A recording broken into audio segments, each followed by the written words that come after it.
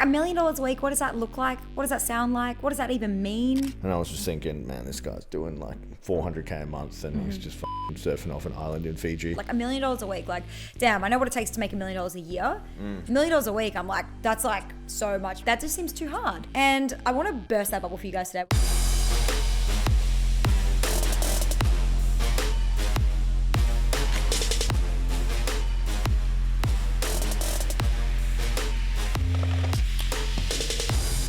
Welcome to the Success School podcast. We're on episode 72 today, and we are talking about lessons from ballers. I know that might sound like a shit name to you guys listening in, but I promise there will be goodness in there today. Steph, how you feeling? I am excited. We are, I think you missed the first part of the title, which was $1 million per week. Okay, cool. 1 million per week. Which I feel like is a lot more interesting. Like Okay. people are like $1 million a week. What does that look like? What does that sound like? What does that even mean? Sounds like a lot. Sounds like a lot. It is a lot, but I'm feeling really good. I love your, for anyone who's watching on YouTube, hello. I love your outfit today. It's a diversion from where we've been previously. Yeah. Talk us through it for we're anyone changing it up. who's So, not witnessing it right now. There's like this really popular sport called soccer or football in the world. And obviously I'm a supporter of the best team in the world, FC Bayern Munich. Not biased. Not biased at all. We went to their opening game last season in Werder Bremen. Steph, how was that experience? Oh, We saw Harry Kane's debut. Yes, they lost, but They won did they? 4-1 against Werder Bremen. You actually, like from the stands, you actually could not see. Yeah, you couldn't You see it. literally cannot see at the games. Like there's literally, you can't see. Basically, there's just like flares and flags and people screaming, and it's wild. Violence. You don't get to see the game. What did you learn from the culture? Like they're very committed. Very committed. Very committed and very loyal. Yeah. Like these people had traveled around Germany to like come to this game and, you know, to stand in the cold and the rain and to have really expensive beer and walk, you know, many, many miles even just to get to the stadium. And it was very committed. It was very Miles. beautiful. When do we use that metric now? Miles. We're on the American metrics. What are they measuring in Germany? Kilometers. They're measuring kilometers. Yeah, it's in only Germany? America that uses All miles. right. Well, I'm American now. Math and like simple stuff. Yeah. Steph's not good with. Tend to overcomplicate. What's your personal lesson of the week? My personal lesson of the week, we've made a bunch of hires in Success School, which has been incredible. I was a little bit allergic to hiring people just due to previous bad experiences, but then I realized it's very hard to scale without the right team and manpower past a certain level. So we have a big mission of helping 1,000 entrepreneurs grow a 7-figure business. And without the right team to do that, it's going to be very hard. So we've hired, it's been great. We've got some really good A players on the team now, which is incredible. And it's helping us grow faster, which is amazing. The reason I bring this up is I know many of our clients may be scared or allergic of hiring. And, you know, it's pretty common to fuck it up. Especially when you're first getting started. But fear not that there are good hires out there and there are A players. We actually dive into this in today's episode. Oh, shit. So that's a really nice connection. Exciting. What's Really your... nice segue if we were going to have one. Yeah, what's your update? We have been creating a lot of content. A lot of content. How many videos have we filmed in the last week? 92. 92 videos in the last week. And I'd say previously to that we're probably pretty allergic also to recording content, which you kind of put it in the too hard basket. Yeah. And it's interesting because it's not actually that hard. We did the 3-a-day challenge a while ago. We did 3 a day. So we did 90 pieces of content in a month. And then we stopped doing that. And we don't really know why. I think what we do, we we're just fucked. We were tired. Exhausted. And we were doing a lot of other stuff. I'm pretty sure it was when we were doing 75 hard as well. Okay. Cool. Not good. And I think that we kind of told ourselves it was like too hard to create content that way, but we've created a system, we've created a flow. It's actually super easy. And so you guys, I mean, by this point now, listening to this podcast, you'll be seeing a lot more of our new content, which is super exciting. And I hope you love it. And if you do love it, let us know. 100%. All right, Steph, what are we talking about today? Right. So we have learned some valuable lessons over the last few months after an event that we went to with some really high level, high net worth individuals. And some of these people we're not going to name drop, but they're household names, like you would know them. And so we wanted to share highlights and lessons that we've implemented along the way since then so that you can hopefully learn something too. Because, you know, when you're hanging out with rooms of people who are literally doing $1 million a week, I think we came in with our own preconceived perceptions of what it was going to be like to be in those rooms. And one of my preconceived perceptions, which we're going to talk about, and I think it's the final point, was that they must be so tired. Yeah. They must be so burnt out. They must be so exhausted. They must work so hard. Like $1 million a week. Like, damn, I know what it takes to make $1 million a year. $1 million a week, I'm like, that's like so much. It's like 52 times the volume of, good math, 52 times the volume of that. And I was like, nah, like that just seems too hard. And I want to burst that bubble for you guys today. We're going to dive into that a bit later today. But what were some of your, like, I guess, misconceptions or preconceived notions going into the room? They were cooler than I thought. But what did you think that they were going to be like prior? Yeah, I thought they were going to be a bit like pompous, like snobby and like arrogant and all those things. But actually they were just way cooler than I thought, way more down to earth. Totally. There was, I don't know who told me this, but I heard this on a call and they essentially said like, no one is cool when they are basically fighting for survival. Like there are no cool people. They don't let out their personality. You can't see their quirks because like they're just struggling with the Maslow's hierarchy of needs of like food, shelter, water, getting enough bills. But as soon as you got a bit more money, you can kind of let you get more comfortable and you let your freak flag fly, which obviously brings in people. How's that freak flag fly with my braces? And Yeah, you have been doing incredibly well. You have been doing incredibly well with the braces, I have to say. Okay, so let's dive into some of the highlights, lessons we've implemented and learned. Tim, let's go. I'll let you take us through number one. Yeah. I think it's your favorite one. KPIs and data should drive decisions. And this is quite a funny one. We're in a bunch of Facebook groups with business people and they post a lot of questions in there. And a lot of it's like, I feel X or I'm feeling this or I'm feeling that. And usually the replies are like, what's the number and what's the stats and what are the KPIs around this? And they usually can't give them. And Steph and I talk about this all the time, but like feelings should not drive business decisions because feelings are usually wildly inaccurate. If you're running your business based on feelings, you probably won't have a business for long. So we have been really fierce on the KPI since then. I've said it on a few podcasts, but we're tracking 70 metrics in our business now, and we focus on the worst 3 every week and implement and improve on those. But I think like just having a, like mindset around that we need to focus on the KPIs and the data and the numbers and not how we're actually feeling about our business has been a big one. How did that come up in the event that we went to? Like at what point did you realize that for you that was going to be like, damn, dude, we're not tracking enough. We're not tracking well. Yeah. How did you know? Well, I think there were a few like sales conversations that we had and some guys were like, hey, what's your biggest bottleneck? And I said sales. And they said, what's your setter percentage from open message to booking a sales call with us? And I couldn't even give them the stats. And then they also said, hey, what's your like close percentage and how long does it take? Like how many days does it take for someone once they're in your database to close? And I couldn't give them those numbers, so they couldn't coach me on it, which is like, if I don't even have that data, how are they going to accurately coach me on it?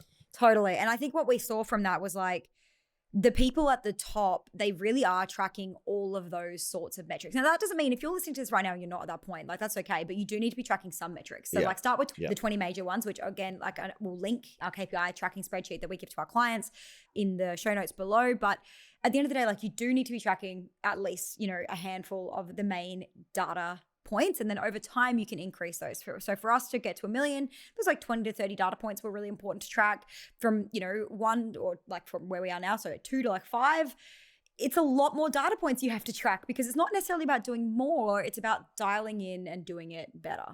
Yeah. So 100%. Love that. Do you want to give us point number 2, Steph? Point number 2, you can't. You can't. Wow, I am becoming American. Yeah, we're in America. You can't and don't want to do it without a team. So we kind of touched on this at the very beginning. We've been like 360 on this. We have been 360 on this. So oh God, and it's so hard. Like, it's so hard because there's so many people on the internet that preach in either direction. And so we have scaled up. Fuck the internet. Yeah. Honestly, fuck the internet. I'm so sick of it.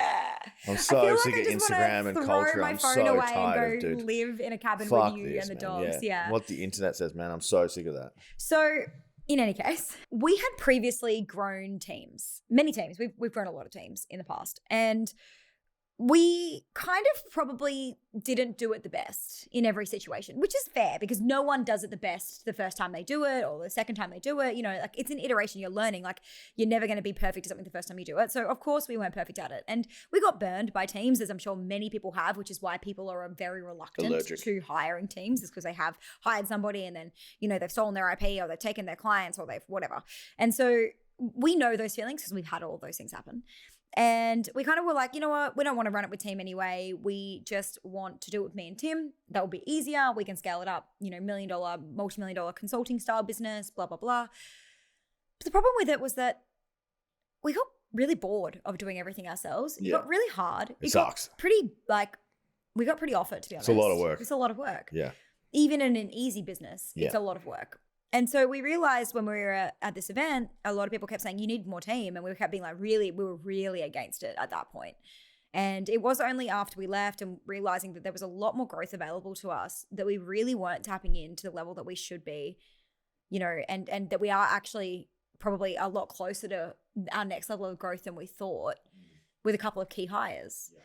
And so we have actually made a lot of key hires, and we've really learnt a lot about changing up our thoughts on team, and also our hiring processes have really dramatically changed. So if someone's quite new to hiring, they're not really great with team, they haven't had many successful hires, we're a bit of a no BS coaching and consulting business and podcast.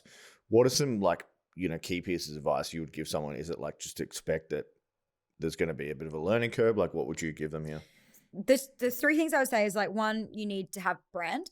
People have to want to work for your company. People have to want to work for you. So, not just brand, but is it cool to work for you? If you want to attract good talent, it has to be cool. It doesn't even have to be the best paid job. That will help. But it does need to be a cool product, a cool brand, somewhere that they feel proud to work.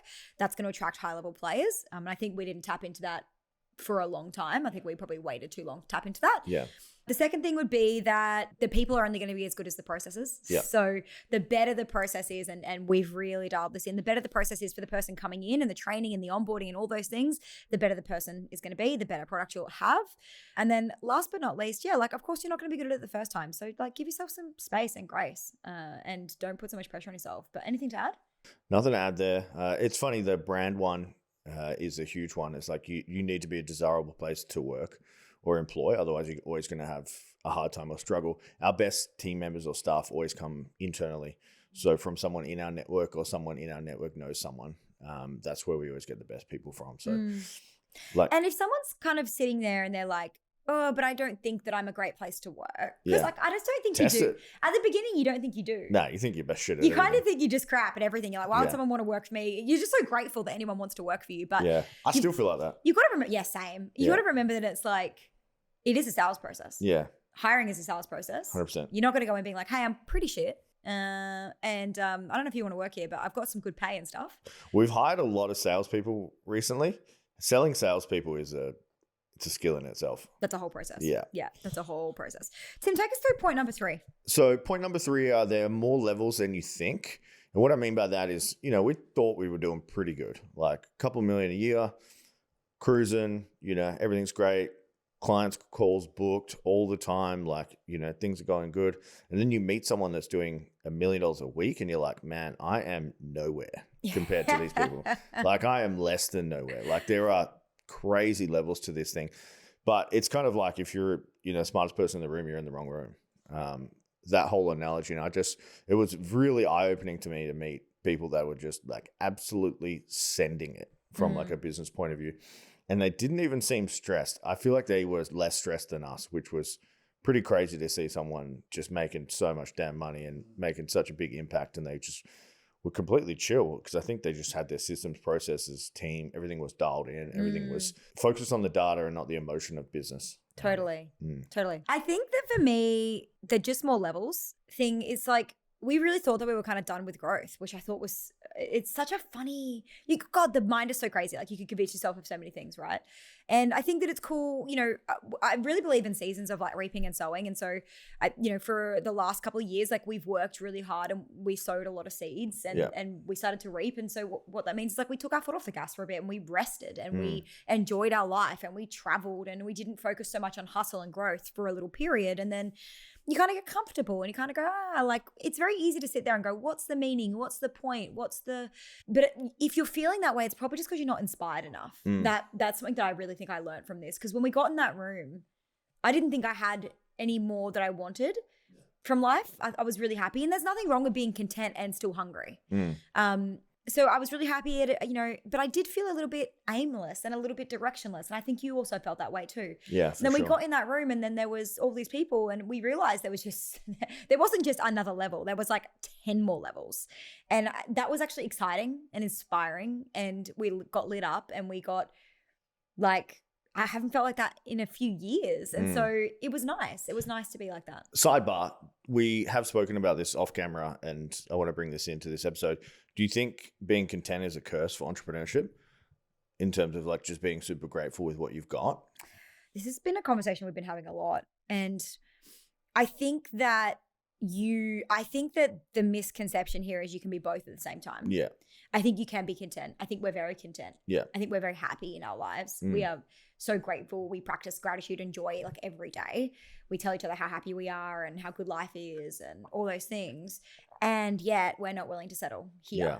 And so I do believe that you can have both. And I do believe that there's nothing wrong with wanting both of those things, to want to have more impact.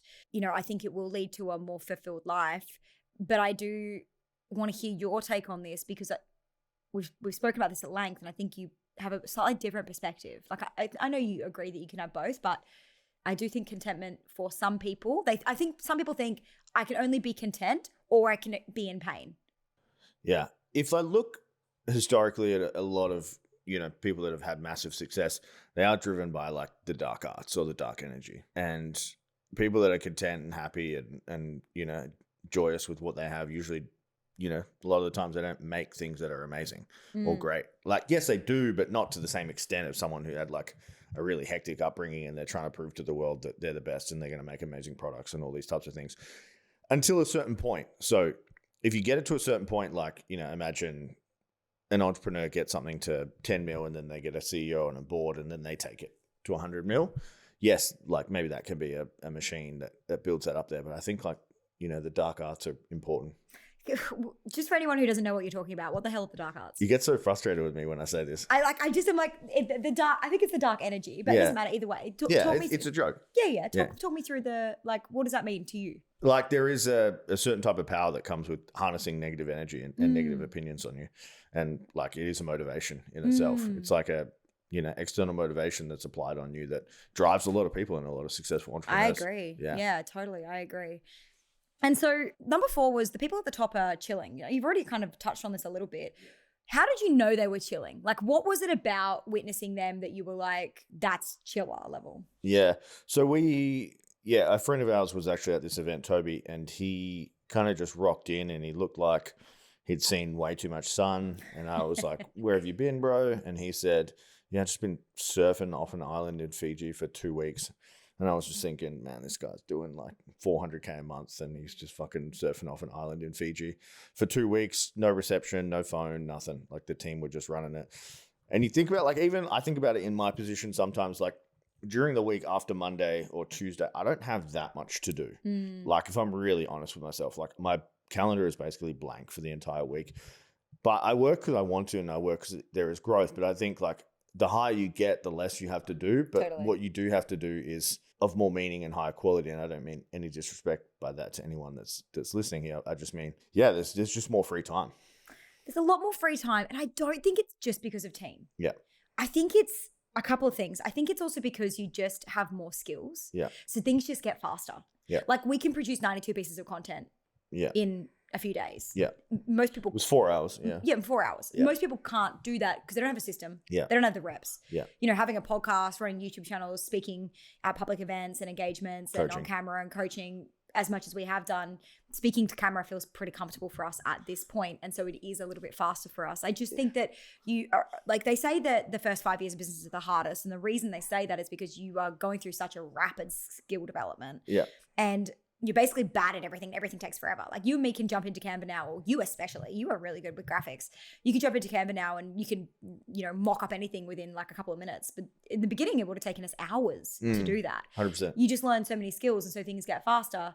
And I think over time you dissolve all of the emotion, a lot of the emotion that comes with running a business as well. You know, what will they think?